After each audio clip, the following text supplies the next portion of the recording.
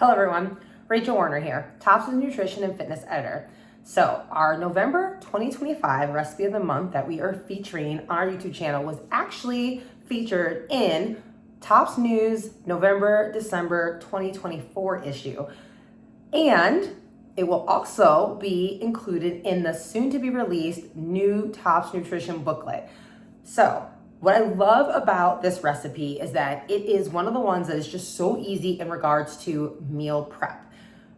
All you have to do is prepare your meatballs. Now, you can either use ground beef, ground turkey, you could use like a vegan, plant-based meat crumble, or even pre-made meatballs, and you're gonna assemble them by hand, add some oil into your slow cooker, and then they can cook anywhere from about 2 hours on low or 2 hours on high or 4 hours on a low setting. And then you kind of can just decide, choose your own adventure, right? For mealtime, what you want to do with them. So in the feature, if you go back online, if you're a Tops member, if not, hit us up at Tops HQ and let us know what information we can provide you on how to become a member. Because once you become a member, our membership site has access to so many resources, many of them being more recipe ideas that are low sodium, low calorie, gluten-free. We've just got a list. We are so dietary friendly. Anyways, as I was saying, if you go and look at the recipe in this meal prep blitz in that November-December issue from last year of Tops News, which again, they're all available online if you don't get the print copy in the mail. Like I said, you're not a current member, or let's say you already recycled it, you'll see that this is kind of the base, right? Is prepping the meatballs by cooking them in the slow cooker. But then after that, you get to decide what you want to do with them.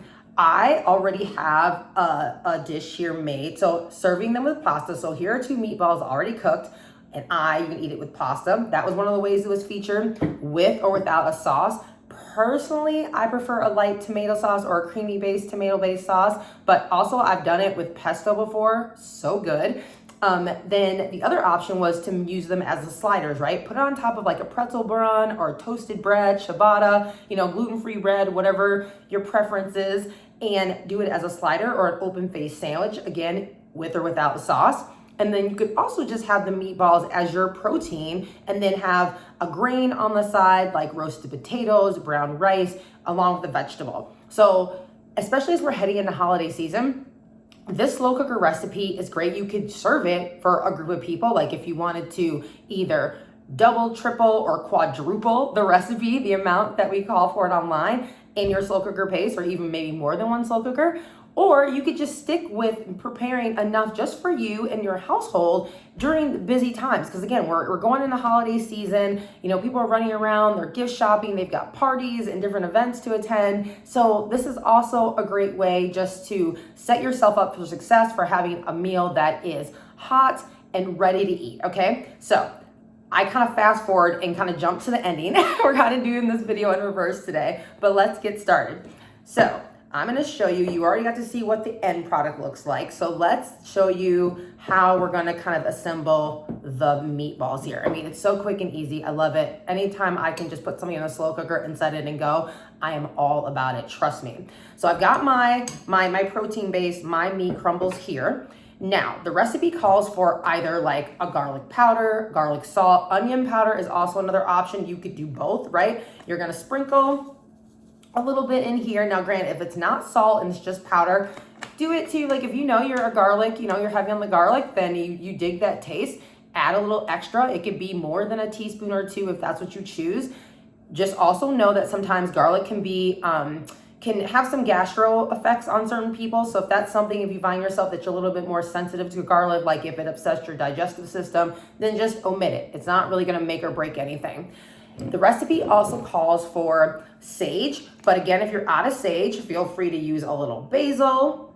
And again, I love it when it comes to my seasonings. If it's not salt and pepper, I'm all about not measuring, and I just, a dash or 2 is great, but so level it up, level it down. If you don't have, like I said, if you're out of sage, use basil. You could also use thyme as another option, or you could put in thyme just as extra, just a little bit, add a little bit more complexity to your base.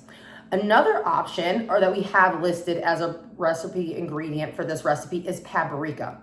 Now, fun fact for those of you who don't know, If you don't have paprika, you could also use, guess what?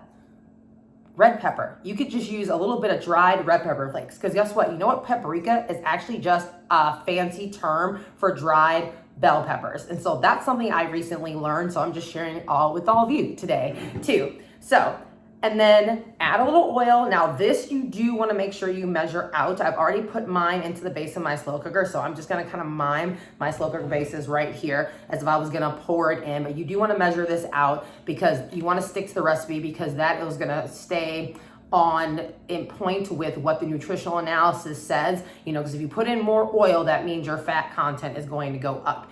That being said, feel free to omit the oil altogether, right? You don't need to use oil either, because remember, when you're making like a meat, especially if it's like beef or turkey, there's already oil in the meat that will come out as it's cooking. So like, don't be too stressed. You could also just use like a non-stick oil spray. I think that's actually listed in the recipe. And so again, feel free to do what makes the most sense for you in your dietary needs, when like in regards to either using the oil or using less or omitting it altogether. Okay, so I've gone ahead, I've added in some seasonings, I'm mixing this up. Now the other thing that it calls for, I showed you the meat before, but also eggs, a little bit of flour. You can use oat flour or a little bit of potato starch if you are trying to keep this gluten-free. So just keep that in mind.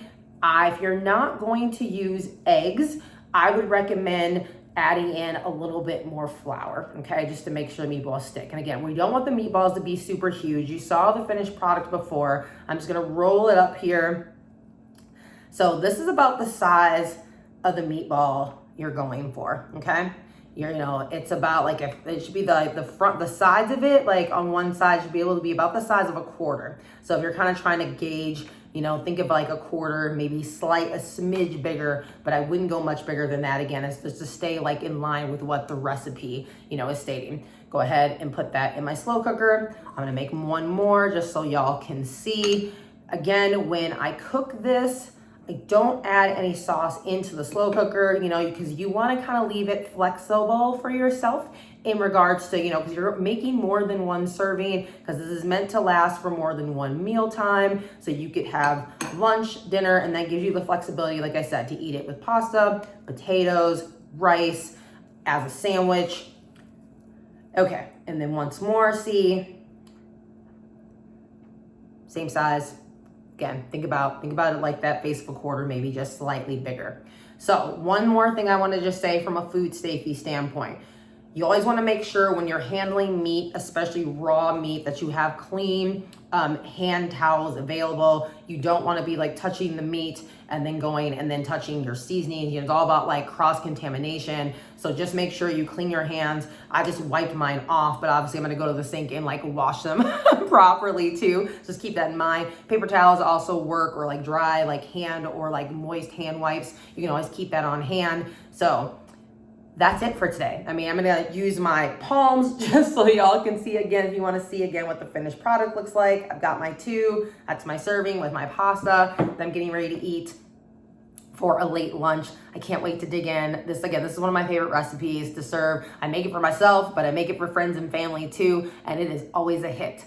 Remember, if you are looking for additional ideas, especially as we head into the holiday season, Tops actually has a whole celebration like little ebook that has just awesome festive recipes that can be made for one or for many. So check that out. Again, if you remember, it's available online. If you're also, sometimes we do little sneak peeks. We've posted some of the recipes on our social media channels in like the last couple of years since that ebook was released. But we will also be kind of previewing some other ones on our YouTube channel over the next month or two here before the end of the year. So keep an eye out for that. And Instagram as well, Discord, we have lots of conversations, other people sharing like holiday tips on how to just stay on track with your wellness goals between now and the beginning of 2026. So hit us up if you have any questions, or if there's any other information we can provide for you. We are always here and happy to help.